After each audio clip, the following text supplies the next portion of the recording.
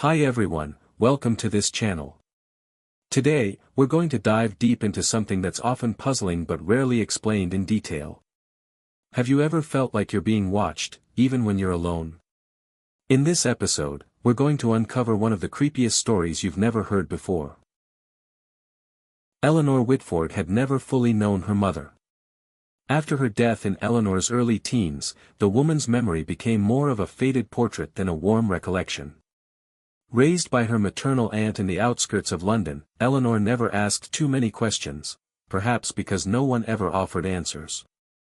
Then, on a cold and cloudy morning, she received a call that would fracture her reality. A solicitor named Mr. Aldrich informed her that she had inherited an estate, an old Victorian mansion located in a forgotten village called Wicklow Ridge. The house, known as Blackmoor Hall, had supposedly been untouched for decades. Along with the legal documents came a heavy iron key and an aged parchment map, the kind that looked as though it belonged in a museum exhibit. Eleanor was skeptical at first, convinced this was a bureaucratic error. But the name Hawthorne caught her attention. Her mother's maiden name. The documents were legitimate. Bearing her mother's signature, alongside old family records she had never seen. There was, however, something that chilled her more than the discovery itself. At the bottom of the final page, written in faded ink that didn't match the rest, was a single line, "Don't go back to that house, Ellie." They never left. The journey to Wicklow Ridge was as unsettling as it was long. 8 hours by train and bus brought her further and further from the bustle of London and deeper into a damp countryside rarely spoken of. The landscape changed as if time unraveled with each passing mile. Paved roads became dirt paths, and signs began to fade into overgrown hedges. Upon arrival, the village felt like a painting left out in the rain. Stone houses stood silent, fog blanketed the ground, and the air hung with the scent of rot and pine. No one met her at the station, and the local driver who agreed to take her halfway up the forest road refused to continue past the wrought iron gates of Blackmoor Hall. He didn't speak much, just handed her an oil lantern and gestured toward the woods. His eyes, however, were heavy with a warning he didn't voice. She stepped through the gates, each iron bar covered in thorny vines and rust. The path beyond led into thick forest, where no birds sang and even the wind seemed hesitant to pass. At the end of the trail, Blackmoor Hall stood like a forgotten tombstone, tall, regal, but drained of life. Its windows were black. Its walls were grey stone, cracked and weeping moisture. As Eleanor crossed the threshold, she felt it, an almost imperceptible shift, like the house had inhaled deeply at her arrival. Inside, the house was eerily preserved. It wasn't the ruin she'd imagined. Furniture remained in place, covered in fine sheets of dust. Chandeliers hung unbroken. The fireplace held the charred remains of a long-dead fire. Everything suggested someone had once lived there, but not recently, yet not so long ago, either. What disturbed her most were the mirrors. Every reflective surface, large or small, was shrouded in thick, black cloth. She couldn't understand why anyone would bother to cover them all. Stranger still, every clock in the house, mantelpieces, wall clocks, even an ornate gold pocket watch in the library, had stopped at exactly 3:03. There was no electricity, yet she felt a hum under her skin, like the house was breathing with her. Every room had the same scent, wax, lavender, and something metallic beneath. There were no signs of intrusion, no graffiti, no animal nests. But it didn't feel abandoned. It felt paused. As Eleanor walked the halls, portraits of unsmiling ancestors stared down from the walls. Some bore names she vaguely recognized from the family tree. Others were nameless, but all shared something in common. Their eyes, though painted, seemed too aware of her presence. Midway up the grand staircase, Eleanor froze. Hanging beside the landing was a massive oil painting in a gilt frame, nearly as tall as she was. The woman in the painting wore a dark lace dress, her hair coiled in elaborate braids. But it was the face that stopped Eleanor cold, it was her own. Or rather, a version of herself from another time. The plaque below read, Eleanor Hawthorne, 1761. Her skin prickled with static. The resemblance was uncanny, identical bone structure, same dark eyes, same curve of the jaw. It was like staring into a memory she never had. But how could it be? This woman had died centuries ago. To the left of the portrait was a glass cabinet holding various trinkets. Letters with crumbling seals, small talismans of braided hair, pressed flowers, and a carved wooden box that bore the same symbol as the key she'd used at the gate. It was a circle of thorns enclosing a raven in flight. The deeper she explored, the stronger her instincts screamed. She wasn't just an heir to an estate. She had stepped into a lineage that had been waiting for her. That first night at Blackmore Hall stretched endlessly. Eleanor tried to sleep in one of the guest rooms, but the air was too cold, too still. The fire in the hearth hissed, even though the logs barely burned.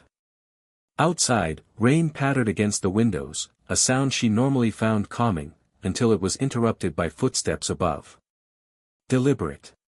Human. They echoed across the ceiling from the attic, a slow, dragging rhythm that circled once, paused, and started again. The clock on her nightstand read 3:03. It hadn't moved since her arrival, yet it now ticked faintly, as if awakened. Then came the knock. 3 soft raps on her door, a pause, then 3 more. When she opened it, no one stood outside. But the hallway carpet bore wet footprints, muddy and fresh, leading away toward the staircase. The sconces along the walls flickered and died, plunging everything into darkness. She retreated into her room, locking the door, only to hear something breathing, slow and heavy, inside her wardrobe. When she flung it open, there was nothing there. But her coat swayed gently, as if someone had just brushed past it. From beyond the hallway, footsteps returned, faster now. And Eleanor knew, with perfect certainty, that she had not been alone in the house since she arrived. The next morning came with no sunlight, only gray mist that pressed heavily against the windows. Eleanor hadn't truly slept. Her body ached with fatigue, but her mind was restless. Every creak, every shifting shadow in the corners of the room fed her paranoia. Still, she forced herself up, determined to explore further. She needed answers, not fear. One hallway on the upper floor led to a narrow staircase, clearly less used than the others. At the top, a wooden door blocked the entrance to the attic. It was sealed not with 1 lock, but with 3. Strange symbols were carved into the wood around the frame, an interlocking pattern of circles and runes that pulsed faintly beneath the dust. When Eleanor tried her key, it didn't fit any of the locks. She knelt to examine the base of the door, and there, wedged between the floorboards, was a scrap of fabric. It was silk, deep crimson, with an embroidered raven, identical to the symbol on the box she'd seen in the portrait hallway. There was something behind that door. She could feel it. The same sensation she felt when she stood before her doppelganger's portrait. A presence, not just watching, but waiting. Later that day, Eleanor retreated into the library, hoping to distract herself in the sea of books.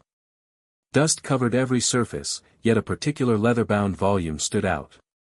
It lay on the center table, untouched by time, as if someone had placed it there recently.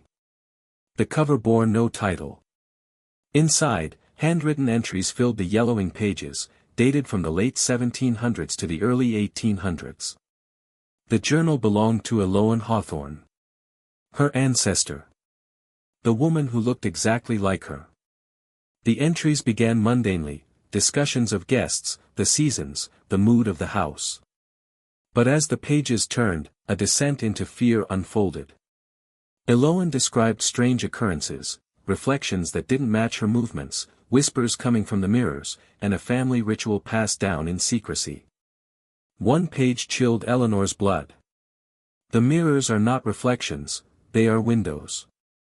My mother warned me not to look too long. At 3:03, the veil thins. That is when he watches. That is when he speaks. At the end of the journal, Eleanor had scrawled the same phrase again and again in fading ink: "He waits upstairs." Compelled by the journal's warnings, Eleanor searched the lower parts of the house. The cellar entrance was hidden behind a rotted tapestry. She descended the narrow stone stairs, lantern in hand, each step colder than the last. At the bottom, the cellar was more than a place for storage, it was a crypt of forgotten heirlooms and broken furniture. But in the farthest chamber, partially obscured by a sheet, stood a tall, freestanding mirror. It was not like the others. This one had not been covered in cloth or dust. Its surface gleamed in the dim light, and as she approached, Eleanor's reflection appeared normal at first, until it blinked out of sync. She froze. Her own face stared back, but her eyes moved first. Then the smile. She hadn't smiled. The reflection turned its head, slowly, to look behind her. Eleanor spun around. No one was there. When she turned back, the mirror was black. But within the darkness, a hand pressed against the other side. Pale, slender, and human. Then, another. And then a face. It was hers. But not. The skin was lifeless, the eyes hollow.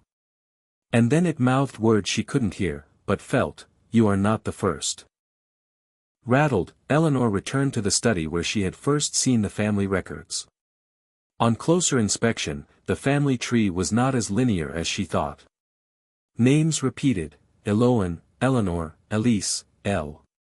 Every third or fourth generation, the same face emerged in portraits, variations of herself through time. Each woman had inherited the house. Each had vanished. The record stopped abruptly after a woman named Eleanor Hawthorne in 1923. No death record. No known descendants. But her portrait was unmistakably similar to her own. It was a pattern. A cycle. She wasn't the heir. She was the next vessel. There were markings beside each woman's name, symbols she now recognized from the attic door. She understood now. Every few generations, the family returned to the house. The house remembered. And the mirror waited. That night, Eleanor tried to stay awake. She sat in the library, the journal clutched in her lap, her eyes fixed on the hallway mirror that had uncovered itself. As the silence deepened, the old grandfather clock in the hallway groaned. It had not worked in years, yet its rusted gears stirred. The hands jerked into motion, slowly aligning: 3:03. The moment the time struck, the mirror shimmered. This time, there was no reflection. Only darkness. Then, a shape. A figure stepped forward. The pale version of herself, but no longer smiling. This one wept blood. Behind her, dozens more appeared. Women with the same face. Each of them reaching out, mouthing silent screams. The glass fractured. The lantern extinguished. In the dark, Eleanor felt breath on her neck. Cold. Slow. Familiar. She turned, and saw her own eyes staring back, no longer in a mirror. The house had chosen. The first night was over. And the next would never truly end. The next morning came with an unnatural silence. Not the kind that brought peace, but the kind that made the air feel thick and wrong. Eleanor sat motionless on the edge of her bed, unsure if she had ever truly fallen asleep. Her ears caught something faint, scratching. Not mice. Not wood settling. This was methodical. Like fingernails dragging behind walls. She pressed her palm to the cold surface near the headboard and felt the vibration, something, or someone, moving behind the plaster. As she moved through the hallway, she heard it following her, crawling inside the very bones of the house. And then, just as suddenly as it started, the scratching stopped. That's when she noticed it: her reflection was missing from the hallway mirror. The glass showed the corridor, the rug, the light. But no Eleanor. She ran. Compelled by a whisper that didn't come from her mind, Eleanor tore open the rug in the sitting room. Beneath it was a hatch. Heavy. Hidden. Not in the house plans. She pried it open with effort, revealing stairs carved from stone and old bones. The air was damp and heavy with rot. She descended into a small chamber that looked like a forgotten chapel. Candles had long since burned down to stumps. Symbols painted in dark brown, too thick to be ink, covered the floor. A circle was carved into the stone in the center, and inside it, a name, Eleanor. Next to it, Eleanor. There was a third name, incomplete. Just the first letter, E. She wasn't the final link. Someone was coming next. The silence down there was absolute. And then the candles flickered back to life. Eleanor fled the hidden room, slamming the hatch shut behind her. Her breathing came in gasps, but she forced herself back to the portrait hallway. She had to look again. To face the truth. Her ancestors' painting had changed. Eleanor's eyes now stared directly outward, no longer following, just watching. The faint smile was gone. Blood trickled down from her eyes in the paint, though it hadn't been painted that way before. And then, in a soft, seeping drip, something thick and red bled from the frame itself. As Eleanor reached out in disbelief, her fingers brushed the canvas. It was warm. The air shifted again. The lights dimmed. And from every portrait down the hallway, identical faces, hers, began to subtly move. Back in her room, a letter sat neatly on her desk. She hadn't left it there. It was sealed in crimson wax, marked with the Hawthorne crest. The parchment was aged, the handwriting elegant and slanted. It was addressed to Miss Eleanor Hawthorne. She opened it with shaking hands. You are now the vessel. The seal has reopened. The blood remembers. You may run. But you have always been home. Mother. The signature was unreadable. A series of spirals that resembled the same markings from the attic door. Eleanor's hands trembled. The ink smeared under her touch, but not from wetness. From pulsing warmth. The paper was breathing. That night, Eleanor avoided the mirrors. She covered them all. She locked the doors. She sealed the floor hatch and blocked the attic stairs with furniture. Still, she couldn't sleep. At exactly 3:03, the silence was broken by a creak from the hallway. Not the wind. Not the house shifting. Footsteps. Slow. Bare. Deliberate. She couldn't move. Her limbs refused to obey. The lamp flickered beside her bed. And then, the mirror across the room, one she had forgotten to cover, unveiled itself. The sheet slowly slid off, as if pulled from within. In its glass, the reflection stared back, hers. But older. Decayed. Smiling with a mouth too wide and eyes too deep. And then a hand reached from the reflection outward. The glass cracked but didn't shatter. Her breath caught as the reflection whispered a soundless sentence with perfect clarity. Welcome back. The light died. And Eleanor was no longer alone in the room.